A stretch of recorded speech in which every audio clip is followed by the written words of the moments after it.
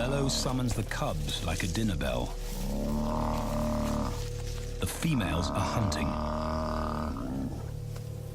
At 10 months, Tau and Banda are old enough to join the mothers, with instructions to watch and learn.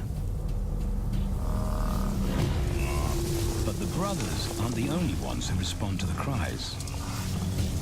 Buffaloes have a kinship as tight as the lions bond. They protect their own.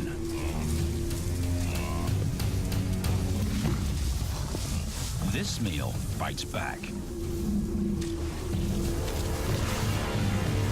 A buffalo is 5 times the weight of a lioness. A well-placed thrust could cripple a lion for life.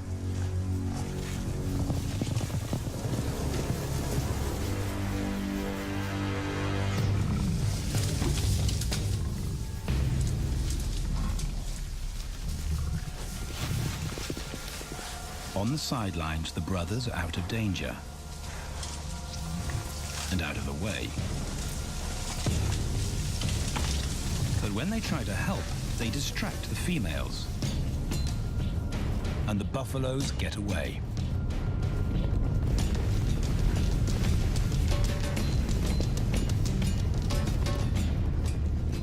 But just as quickly, the brothers see how misfortune turns into opportunity. The stampede exposes a loner, and the lionesses react.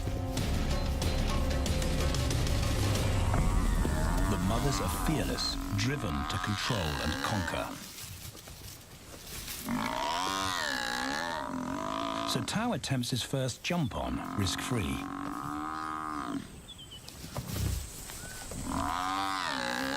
On the rump, he's away from immediate danger. Banda feels safer behind a tree. His practical will come later. When they get the buffalo down, Tau helps at the sharp end. His instinct to strangle is appropriate, but he lacks the strength.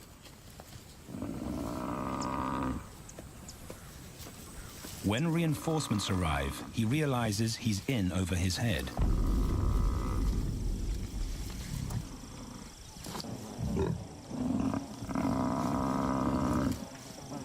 Better let the experts do this.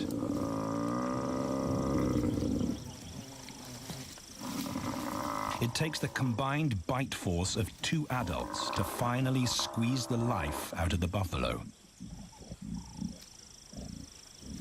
With a buffalo dead, horns and hooves are no longer a danger. It's what Banda's been waiting for.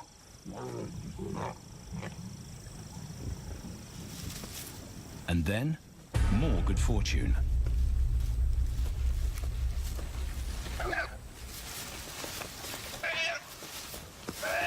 A reed buck in the wrong place at the wrong time.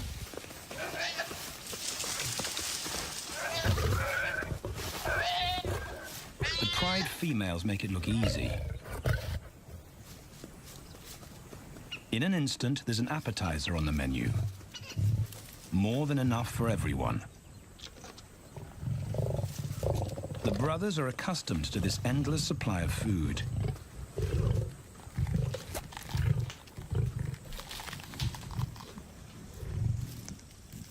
While Banda gorges himself, Tau takes the opportunity to practice his suffocation technique. The antelope's head is a size he can manage. He clamps its nose and mouth shut to block off access to air. It's how he'll kill buffaloes one day.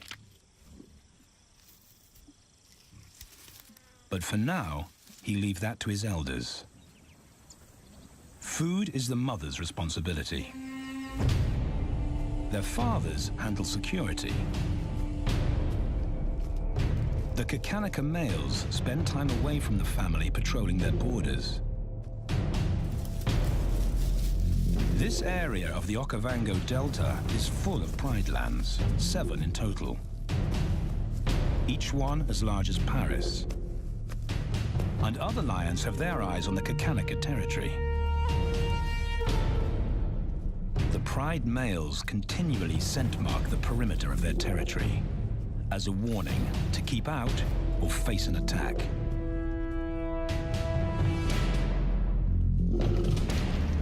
But warnings don't always work. Today, the smell of the family's carcass tempts nomads into the heart of their territory. Though Tau and Banda hardly notice. The mothers are defensive, but they'll wait for the males to make the first move. The nomadic females may get a chance to eat, but the juvenile male won't be tolerated.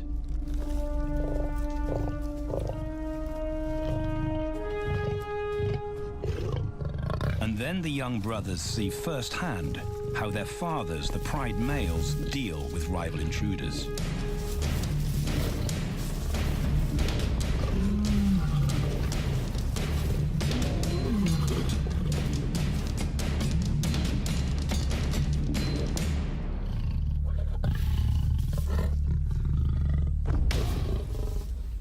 The trespasser is lucky to escape with his life.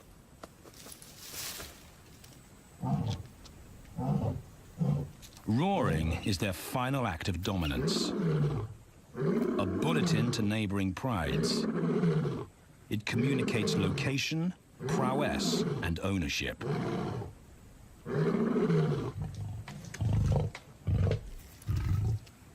With their fathers on guard duty, Tau and Banda enjoy a meal in peace.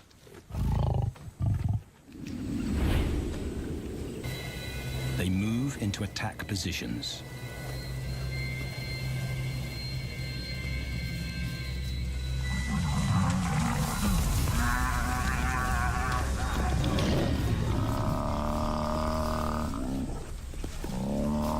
Lionesses and cubs are now a single unit. Their adrenaline-fueled onslaught catches the bull off guard. And the support of the cubs gives the lions a weight advantage.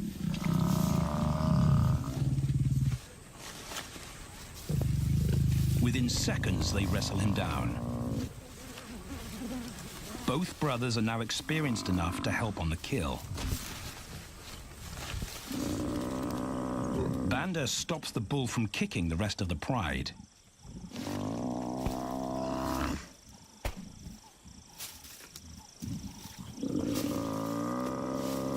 Tau smothers his cries before the herd can attempt a rescue mission.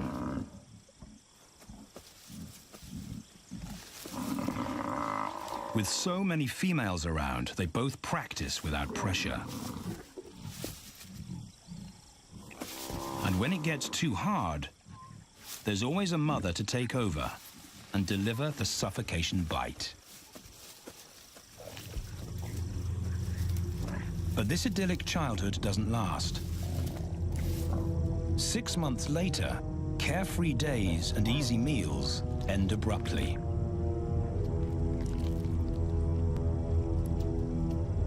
The attack comes without warning. It's a brutal pride takeover.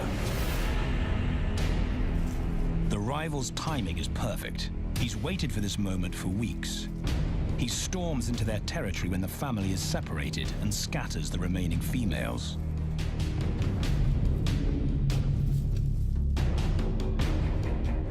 Only one Kakanika male is close enough to retaliate.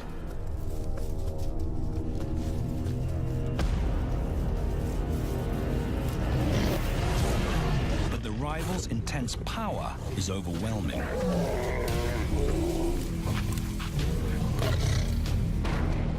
When their father bolts, the brothers know they're conquered. They surrender their pride lands forever. Tau and Banda flee for their lives.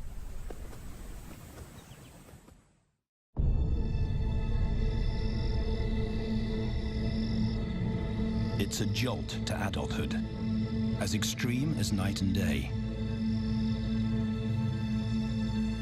Yesterday, the brothers walked with the pride as usual. Today, they are alone. Quite naturally, they stumble onto the first rule of survival as nomadic males. Stick together. A coalition is their best chance to win a territory one day, and a mate.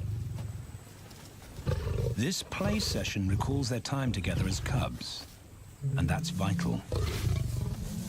Their bond is their insurance policy for the future.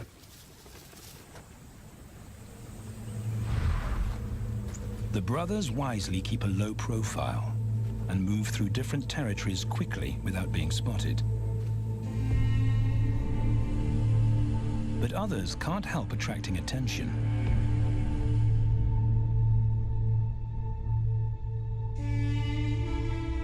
It's worth investigating. They haven't eaten in 4 days.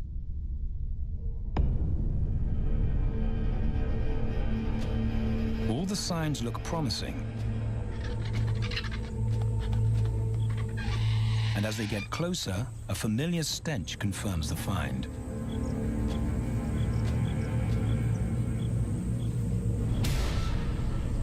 A 7-day-old carcass is hard to miss. Tao dives right in, but Banda's wary.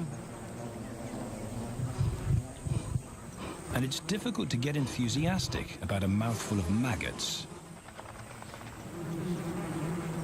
Rotten meat is not dangerous to lions, because their stomachs secrete digestive enzymes powerful enough to deal with a heavy bacterial load.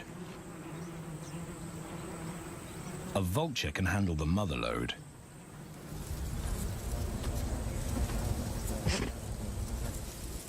The original owners don't make an appearance. And Banda gets over his worry and his queasiness. This won't be the only time they'll eat leftovers. Scavenging and stealing is now their way of life.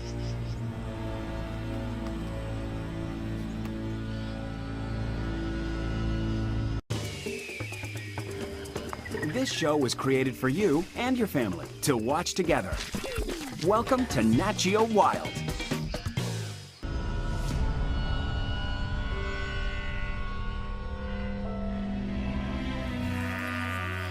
After 6 months, the prospect looks hopeful for the brothers. Summer is when buffaloes drop their calves. They can take advantage of this glut of protein. They just need a strategy.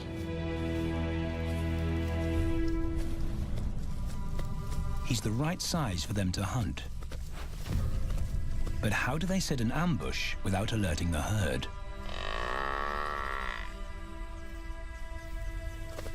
His mother's not taking any chances.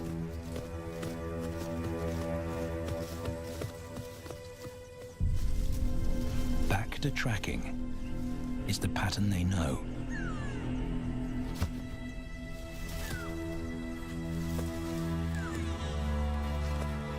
Though every step takes them deeper into enemy territory.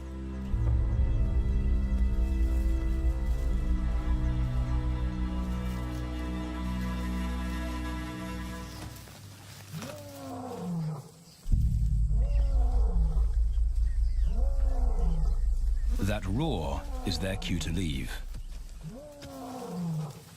And the second rule for nomadic survival: stay away from territorial pride males.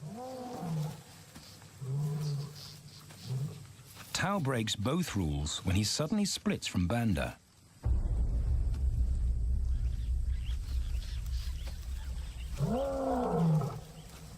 Curiosity doesn't end well for cats.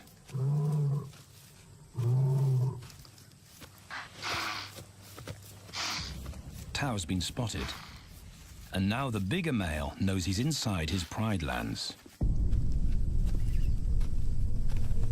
Tao is on his own. Banda's nowhere to be seen.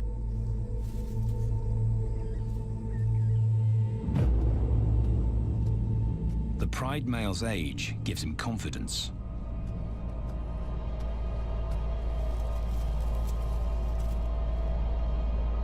But Tao ignores all the visual tip-offs of dominance.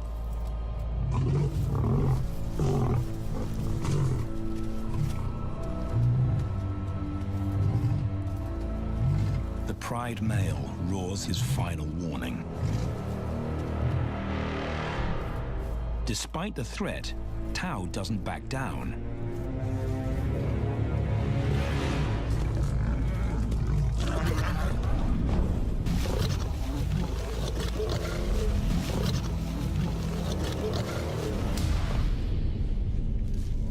The pride male delivers the ultimate lesson in humility.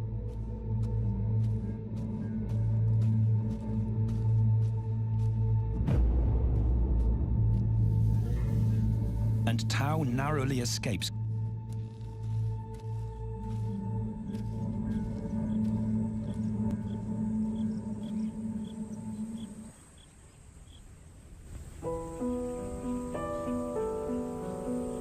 External scars heal quickly.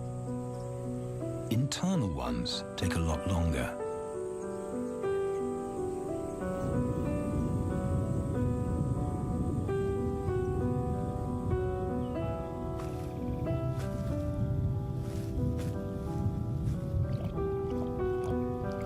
Tao's impulsiveness puts them both in danger. Banda probably wouldn't survive alone.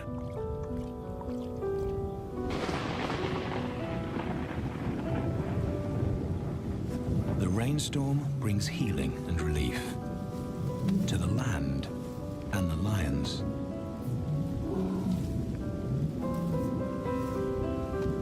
Now 3 years old, they've stretched into broader versions of themselves, though they still play like cubs.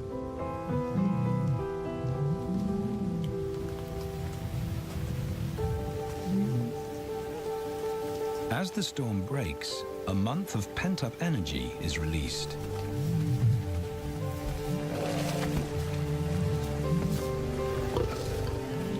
It's a chance to exercise stiff muscles.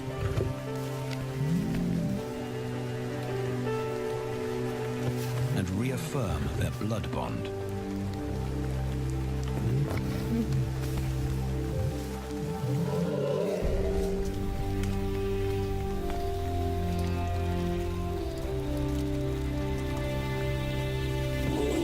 Playing in the rain, their spirits remain undampened.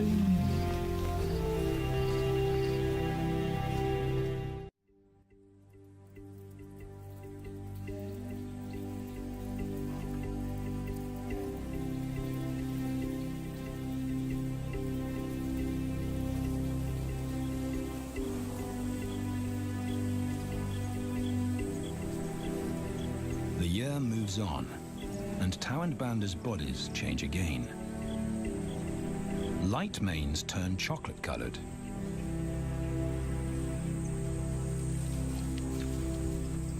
Their strategy remains the same. They skirt round the edges of territories, alert for food or danger. So the brothers fan out to recce the area.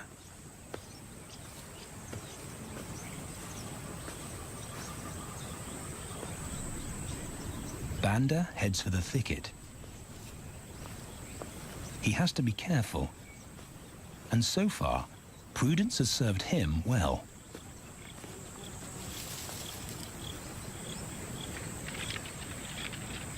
There it is again.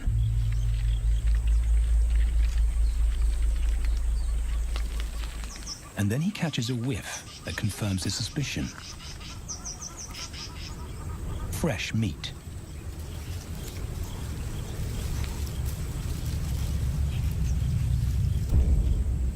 Only this carcass is taken.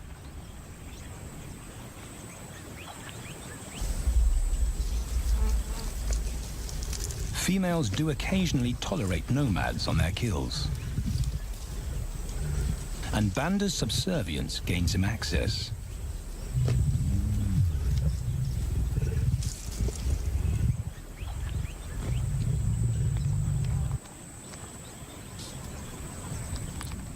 But good manners won't fill his empty belly.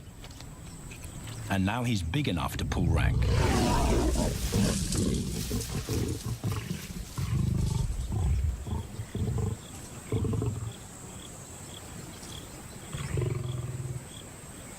The females don't run far. His bluster is more hunger than malice. But this time, valor trumps discretion.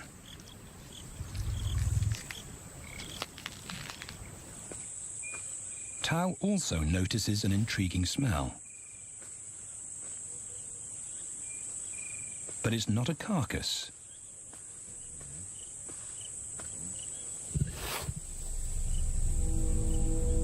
There she is. The beauty with the collar.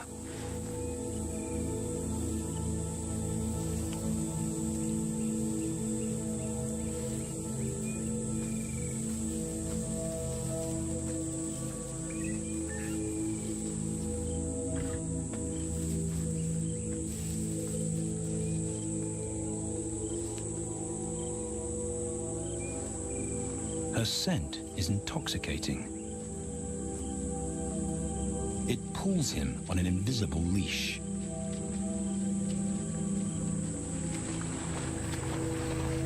Banda and food are forgotten. A new hunger drives him.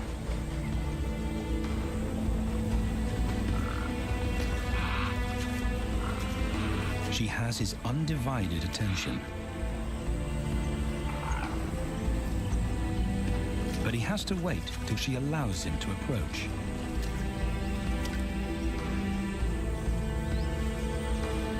They cross half a dozen floodplains. They could be anywhere. Tao's not aware of anything but her.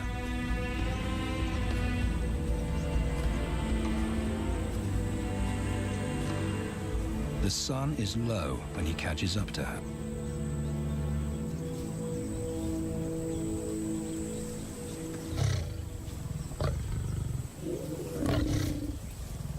Not too close, not yet. That's not Banda's roar.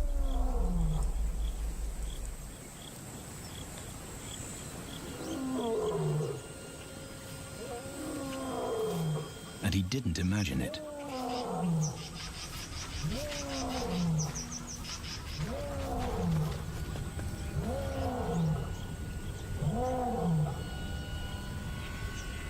That's a pride male. The beauty's consort. Less than a kilometer away. His roar sends a clear message of ownership. Her spell is broken. Tao's not prepared to go through that pain again. He doesn't think about